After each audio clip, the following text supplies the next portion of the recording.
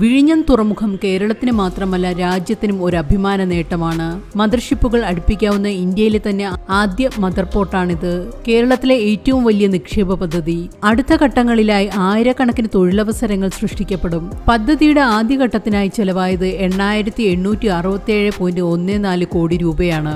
വിഴിഞ്ഞം 2ഉം 3ഉം ഘട്ടങ്ങൾ കൂടി പൂർത്തിയാകുമ്പോൾ 5,500 തൊഴിലവസരങ്ങൾ സംസ്ഥാനത്ത് സൃഷ്ടിക്കപ്പെടുമെന്നാണ് കണക്കാക്കുന്നത്. കപ്പൽ ചരക്ക് നീക്ക രംഗത്ത് ദക്ഷിണേന്ത്യയിൽ ശ്രദ്ധേയമായ ആധിപത്യത്തിന് തുടക്കമിടാൻ വിഴിഞ്ഞത്തിനാകും. നിലവിൽ പദ്ധതിക്ക് കീഴിൽ 2000-ലധികം തൊഴിലവസരങ്ങൾ സൃഷ്ടിക്കപ്പെട്ടിട്ടുണ്ട്. 2028-ൽ 3ആം ഘട്ടം പൂർത്തിയാകുമെന്നാണ് പ്രതീക്ഷിക്കുന്നത്.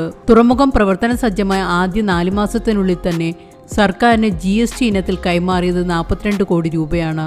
ആഭ്യന്തര ചരക്ക് നീക്കം കൈകാര്യം ചെയ്തു തുടങ്ങുന്നതോടെ തുക ഇരട്ടിയാകും. ലോകത്തെ ചരക്ക് നീക്കത്തിന്റെ 40% വിഴിഞ്ഞം തീരത്തിന് 10 നോട്ടിക്കൽ മൈൽ മാത്രമുള്ള അന്താരാഷ്ട്ര കപ്പൽചാൽ വഴിയാണ് നടക്കുന്നത്.